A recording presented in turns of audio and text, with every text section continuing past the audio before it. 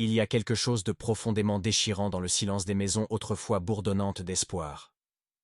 Ce n'est pas le silence de la paix, mais celui d'une angoisse sourde, une mélodie funèbre jouée sur les cordes de l'incertitude.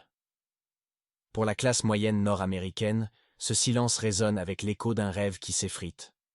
Le chemin était clair, travailler dur, acheter une maison, élever une famille et profiter d'une retraite paisible. Mais aujourd'hui, cette carte routière semble déchirée, ses morceaux dispersés par les vents d'une économie impitoyable.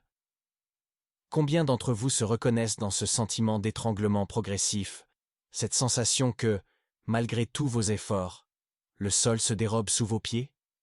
Vous êtes les architectes d'un futur qu'on vous a promis stable. Et pourtant, chaque jour apporte son lot de nouvelles fissures dans les fondations de votre existence. La souffrance de la classe moyenne n'est pas un cri, c'est un murmure collectif, une lamentation silencieuse portée par ceux qui se sont toujours tenus debout, fiers et dignes, et qui voient aujourd'hui leur fierté s'effriter sous le poids des factures qui s'accumulent et des ambitions qui s'éteignent. C'est l'histoire de millions d'âmes qui, malgré leur résilience, sont en train de se noyer lentement dans les eaux troubles d'une prospérité qui leur échappe. Cette amère désillusion n'est qu'une facette d'une réalité économique bien plus complexe. Le miroir de la société nous renvoie une image déformée, celle d'une croissance économique florissante. Pourtant, derrière ce rideau chatoyant, se cache la réalité de millions de familles qui peinent à joindre les deux bouts. Vous avez suivi les règles, travaillé des heures supplémentaires, sacrifié vos week-ends, tout ça pourquoi? Pour voir le prix de l'essence grimper, le panier d'épicerie se vider et les loyers s'envoler. L'inflation n'est pas qu'un mot économique, c'est le spectre qui hante vos nuits, le bourreau silencieux qui dévore vos économies. Ce n'est pas une question de mauvaise gestion, mais un système qui semble conçu pour vous essorer. De plus, le poids invisible des dettes vous écrase chaque matin. Carte de crédit, prêts étudiants, hypothèques. Vous travaillez, vous vous épuisez, mais la balance financière ne bouge pas. L'anxiété devient une compagne constante, une ombre qui vous suit partout. Combien de repas familiaux sont gâchés par cette tension sous-jacente?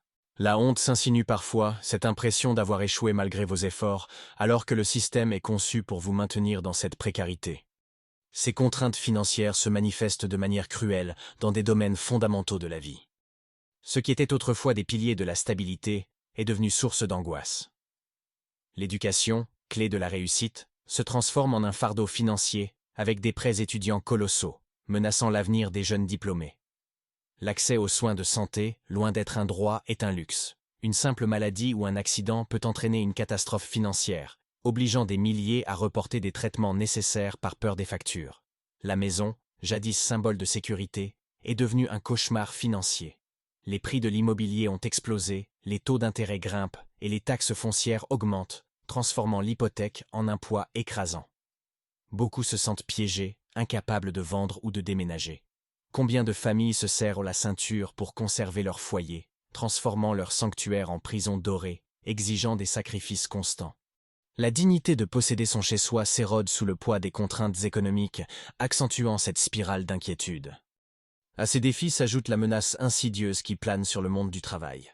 Le monde du travail est en pleine mutation. Et pour la classe moyenne, cette transformation est une source d'angoisse constante. L'automatisation, l'intelligence artificielle, les délocalisations, autant de mots qui résonnent comme des menaces directes sur la sécurité de l'emploi. Combien d'entre vous ressentent cette pression invisible, cette peur constante de voir leur poste remplacé par une machine ou délocalisé? Le recyclage professionnel est devenu une nécessité, mais qui a le temps et les moyens de se former tout en jonglant avec les responsabilités familiales? Cette incertitude crée une insécurité profonde, minant la confiance en soi. Et justement, être parent est devenu un chemin de croix, un épuisement constant. Vous jonglez entre un travail souvent précaire et la nécessité de subvenir aux besoins de vos enfants, de les éduquer. Les crèches coûtent une fortune. Les activités extrascolaires sont hors de prix. Et le temps de qualité en famille devient rare. La culpabilité s'installe, cette impression de ne pas donner suffisamment à vos enfants. Le stress financier se répercute sur l'ambiance familiale, transformant des moments de joie potentiels en source de tension. Dans cette course effrénée, même les plaisirs simples sont devenus inaccessibles, creusant un fossé de plus en plus profond. Il fut un temps où les petits plaisirs étaient accessibles, une sortie au restaurant, un voyage annuel. Aujourd'hui, ces luxes d'antan sont devenus des besoins que seule une minorité peut se permettre. La pression sociale et la publicité nous poussent à consommer, créant un sentiment d'insuffisance. Combien d'entre vous ressentent cette gêne lorsque vos enfants demandent quelque chose que vous ne pouvez pas vous offrir? Cette blessure silencieuse au cœur de ne pas pouvoir leur donner ce que d'autres ont? Ce n'est pas seulement une question d'argent, c'est aussi le sentiment d'être marginalisé, de ne pas faire partie de cette norme que la société propage. Cette frustration érode lentement la confiance envers les institutions et l'avenir. La classe moyenne a toujours été le pilier de la société, mais aujourd'hui, cette confiance s'effrite, remplacée par un profond sentiment d'injustice. Vous avez le sentiment que le système est truqué, que les règles sont faites pour favoriser les plus riches, et que les politiciens ne se soucient plus de vos préoccupations. Cette accumulation de frustration s'accompagne d'une solitude silencieuse et d'une rage grandissante.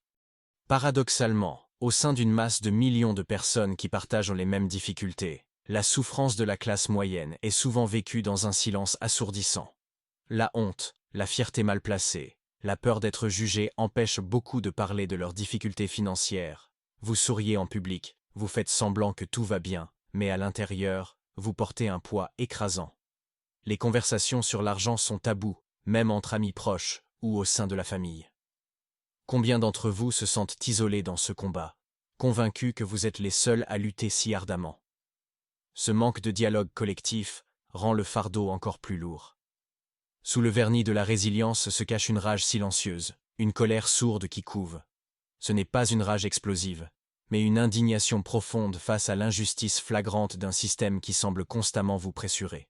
Cette rage n'est pas toujours exprimée, mais elle se manifeste par un cynisme croissant envers la politique et une méfiance généralisée envers les élites. Pourtant, même dans les moments les plus sombres, l'espoir d'un changement perdure, alimenté par le potentiel de l'action collective.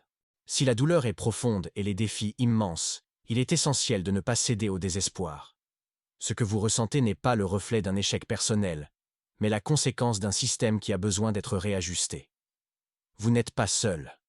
Des millions de personnes partagent vos angoisses, vos frustrations et vos rêves brisés. C'est dans cette reconnaissance mutuelle que réside une force insoupçonnée. Votre résilience, maintes fois éprouvée, est une qualité inestimable.